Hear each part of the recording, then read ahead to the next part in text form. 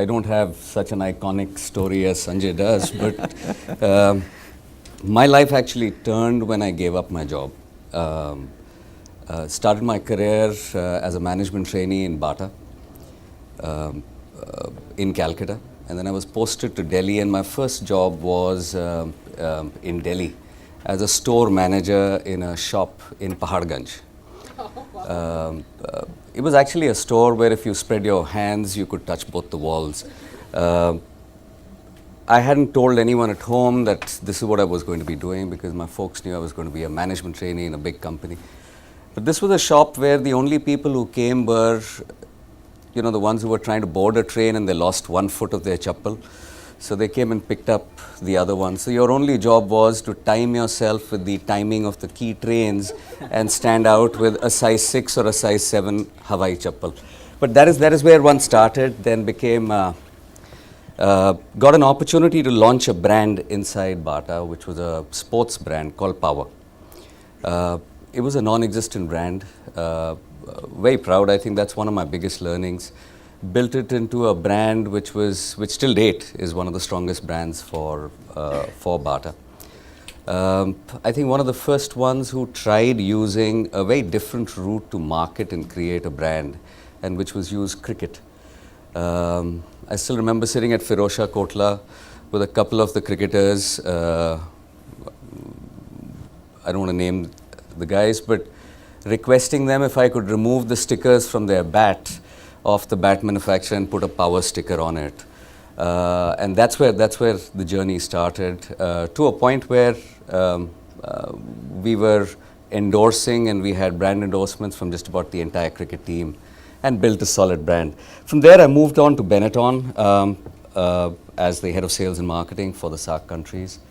So initial years was all in physical retail. Thereafter, I got this great opportunity of joining an FMCG, a big brand, so I joined Pepsi. Was their executive vice president sales for 7 years.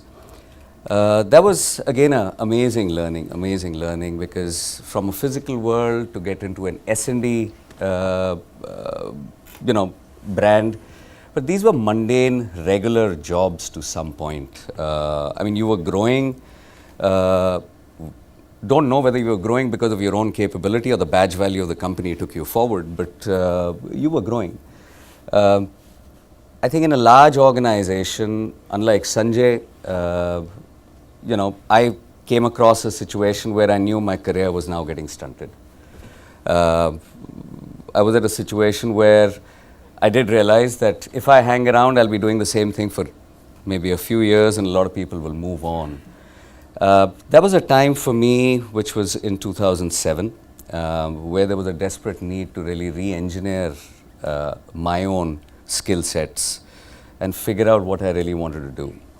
I had two options, either take on another job, and I did get an opportunity with Airtel then as well.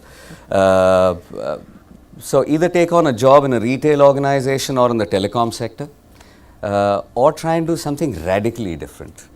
I think it was a liquidy night. I took a decision after a couple of drinks, but it did work out very well. Because, many things work out well, not because you planned them out, but also by accident. And this one was, I think, one hell of a good accident. So the thought came that, listen, can we build a television channel which can move from purely eyeballs and TRPs to transactions?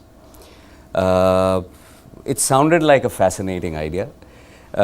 It was something that I'd never done in my past, and I took that on as a challenge. It was a tough one, and just to give you an example of how tough it was then, I still remember going back home, sitting with all my folks, my family, and telling them, listen, I've quit Pepsi, and I'm going to do something different. So obviously everyone wanted to know, what are you going to do? My dad knew what I was trying to do. So other than him, nobody else did. And I didn't have the guts to tell anyone also, honestly. So when I said that, listen, I'm quitting Pepsi and I'm going to be joining this company called TV18. my mom actually didn't even know what TV18 did. So she said, are you going to be selling TVs? I said, no, I'm not going to be selling TVs. So I gave her some brand names. She was a little comfortable. So then she said, what exactly are you going to do there? So I said, I'm going to start a home shopping channel. And there was an honest lull which happened. And before I knew it, my mom started crying. तो मैं पूछा हुआ क्या आपको, आप रो क्यों रहे हो? She said, listen, मैं इतने proudly अपने friends को बोलती थी मेरा बाटा पेप्सी में है, अब तुम सोना belt बेचोगे. So it was that is where this journey really started. It was a pretty difficult one because yes, the perception of home shopping was about this white woman speaking in Tamil saying मेरा पेट अंदर हो गया, right? It was about Rudraksh, and it was about apply this in your head and your hair springs out, and it was about magic rather than anything genuine. So there was no consumer confidence. To top it all, there was no domain knowledge. I certainly was clueless. I had never even stepped into a television studio prior to that.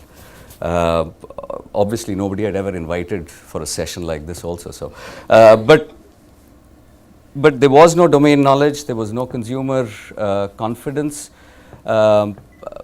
And we didn't know what to do. But luckily, I think this has been one of the most enjoyable experiences of my last, in my last 7-8 years. Everything that I had learned prior to this, I think I've tried to unlearn it. Because things are so different. Everything that I'm learning now, I'm also compelling myself that don't make that learning a habit, because you might have to change it very quickly, and that's coming true. Nothing seems to be constant for more than 6, 8, 10 months. And there are so many examples. There are so many examples. Just to give you one simple one, Network 18 told me that, listen, we know television. We'll help you build television. So I said, fair enough, help me do that. So the first task of building the television channel and a learning from me was to find an anchor and a producer. So we did an anchor hunt on one of the channels, and I remember me and another very senior person in Network 18, we did this anchor hunt in Bombay and Delhi, and we auditioned 975 people. Out of those 975 people, I couldn't even identify one anchor. I got to meet a lot of pretty faces, a lot of nice people, but I also realized that if you have to build a home shopping business, it's not going to be a classical recruitment of an anchor. Why? Because, and don't misunderstand me, but a standard television anchor is either a pretty face, comes from a theatrics background, or is a script reader. But out here you needed an anchor which was an intelligent human being who could convert a product into a sale. So you needed a normal person with a lot of intelligence, not necessarily somebody who could read a script. So what did we do? After 1 year of hunting all of this, then I said, let's go to the radio industry. And I hired about 8 or 10 radio jockeys because they could talk very well and they were desperate to get their mugshots on TV.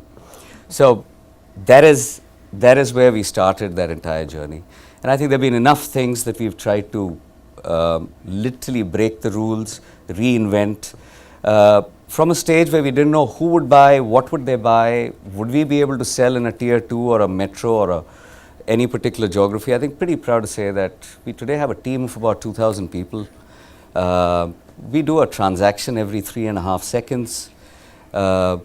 We built a decent business, not a very visible one. We do about 2,500 crores of turnover. And from a situation where we didn't know what would sell, today we sell about 250,000 mobile handsets every month. We sell about 10,000 saris in an hour. We sell about 30 tons of rice in an hour. Everything that I personally thought we could never sell, today people are buying. So we've willy-nilly, through a lot of accidents, built a reasonable business and one that I'm pretty excited and proud about.